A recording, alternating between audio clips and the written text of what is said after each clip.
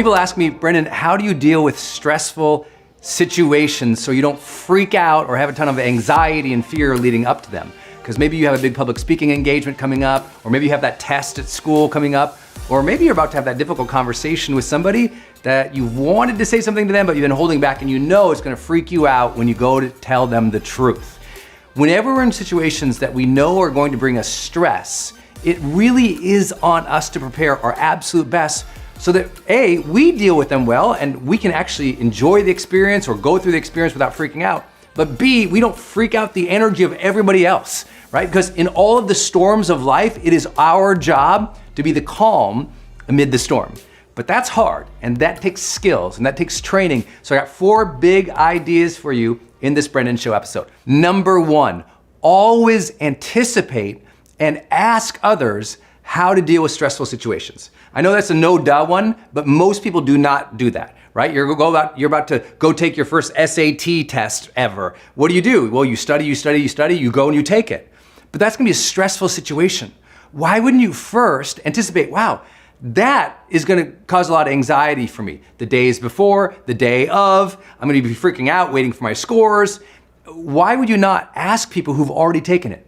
What did you do the day before the test to calm yourself down, to get yourself ready? The day of the test, what did you do? When you went in there, did you have a certain breathing pattern? How did you calm yourself down? What did you tell yourself so that you could deal with the situation?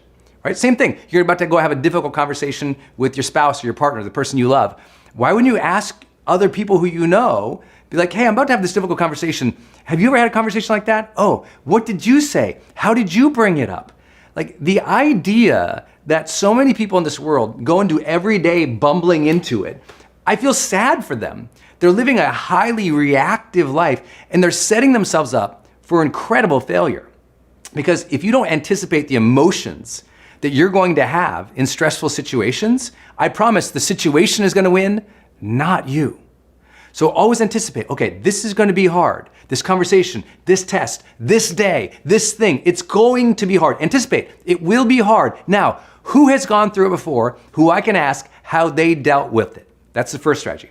Second strategy, I need you to make a pre, during, and post stress management plan.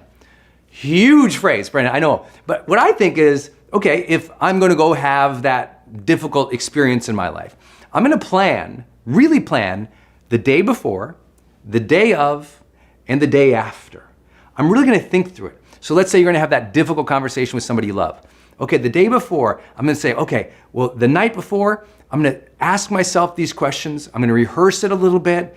The morning of, I'm gonna breathe. I'm gonna close my eyes. I'm gonna visualize it going just fine. Everything's gonna be fine. If they say this, I'll say that. In other words, I'm gonna role play it in my mind over and over and over again during the day. And then afterwards, oh, how would I follow up with them to make them feel good? How would I follow up? Or what would be my next right steps after that, right? I have a friend right now who's just an unbelievable professional rock climber, right? And this person was gonna go climb one of the hardest climbs in the world. And I said, man, that would terrify me because I hate heights. How did you prepare for that? He says, oh, well, my regular routine is like this. I said, yeah, but what do you do the day before? And he had like 5 or 6 things he did the day before to get himself mentally and emotionally and physically ready, including doing a lot of mobility training, a lot of breathing and calming activities, a lot of visualization, going over his notes about where each hold was. It was unbelievable.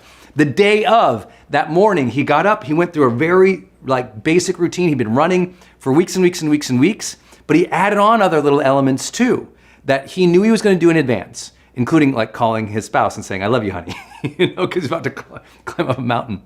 And then the day after, because here's what we often don't think. Stress has a longer shelf life than we think. What I mean by that is, let's say you go do something and it's really stressful, that energy carries with you the next day. So what can you do the next day to calm yourself down? For example, many of you guys have been to my seminars before out in the world, right? Maybe you come to High Performance Academy or HPX or Influencer or one of our big programs. And I know that delivering that training, it takes 4 days of my life. I'm on stage for anywhere between 7 to 14 hours a day, depending on the event, and standing up that whole time. Delivering that seminar is one of the hardest things I do in the world. Well, guess what? I gotta plan my stress management after it. Because after it, my adrenals are all blown out, I'm exhausted, and I'm thinking, okay, I got to recover from this. So I plan my recovery well in advance of that situation. So what can you do before, during, and after to put yourself in a good place so that you can really deal with the stress? Number 3, I do need you to visualize and role model over and over and over again. I know I referenced this a little bit when I talked about what to do during the stressful situation or the day of. I think it's incredibly important that if you know you have something stressful coming up, that you visualize it over and over and over again, that you play it in your mind over and over and over again. But here's a difference, okay? Fear-mongering or worrying is thinking about it and seeing it go bad every single time. Visualizing is seeing you show up confident, capable, doing a good job. Confident, capable, doing a good job. I want you to, every single time, visualization should be a positive thinking exercise where you're seeing the situation and you're seeing yourself handle it well, but you're also noticing the things that are difficult. What if they say this, or what if they say that? And you're kind of like scenario planning. If she says this, then I'll say that. If he does this, then I'll do that. But keep the momentum going and visualize the thing all the way through. Right? My friend, the rock climber, he doesn't just visualize, the start of the climb. He visualizes the entire climb until he's standing on top of the rock and there's success.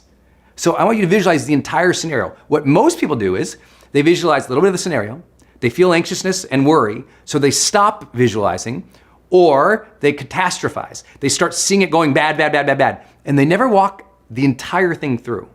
Right? I want you to walk the entire thing through, see the entire thing, and force yourself to see it going well. Force yourself to see it going well. Force yourself to see it going well.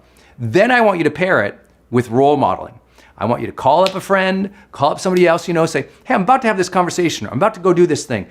Can I ask you some questions and try this out? Sound it out, act it out, explore it with other people.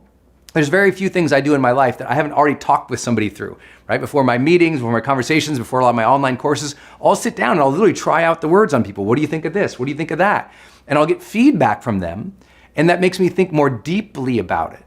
And when I think more deeply about it, suddenly the stress isn't so front of house, because in my mind, I'm already prepared.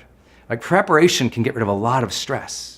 But role modeling puts you in that actual environment where you're doing the thing. Then when you show up, you're like, wow, my mind has seen this 1,000 times. I've already talked it and acted out. Let's go. And now it's not so stressful. 4th big idea, enroll your friends. If you got something coming up, like your SATs, your ACTs, a test, create study groups. Don't go it alone. Create a study group of some friends where you guys create a regular schedule where you're studying and you're getting ready together. Right? That camaraderie of things. Same thing, if you're gonna go run a marathon, it's gonna be this big scary thing. It's your first marathon ever. If you've been running with a group of people, they know by science that no doubt you will perform better and less anxiously because you've prepared with other people. Almost everything you do in your life, you should think, how do I enroll friends or find peers to do this with them so I stay on the journey? When you have friends or others involved, we know from social sciences that you're more likely to stay committed, stay consistent, and succeed. But guess what? We're in a society of selfies where we only think of ourselves, and we only, because we're scared to ask for help or be vulnerable and say, I don't know, we do everything ourselves.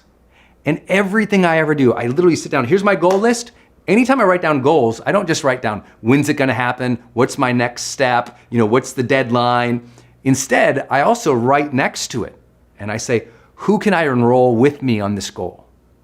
Get people enrolled with you in your goals, get people enrolled with you so you can role play with them, ask, participate, go through it with them. It's not so scary. I know you know this if you've ever been to the county fair. I'm from Montana, so we always had the county fair, and there would be these big, huge, scary rides when I was a kid. I never went on a ride by myself as a kid. Never once. I'd go grab my buddy, I'd like, hey, you're coming on with me. He'd go, what are you kidding? I'm not gonna. He didn't wanna go, I didn't wanna go. But when we said, let's go together, we got on that zipper, we got flipped around and kicked around, and we loved it. And we only did it because we did it together. You will face greater stresses and greater fears when you go at it together.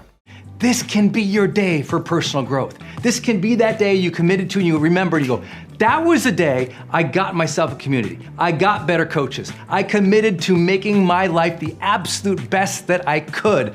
This is that day. Make today your growth day. Click the button on this page and sign up right now.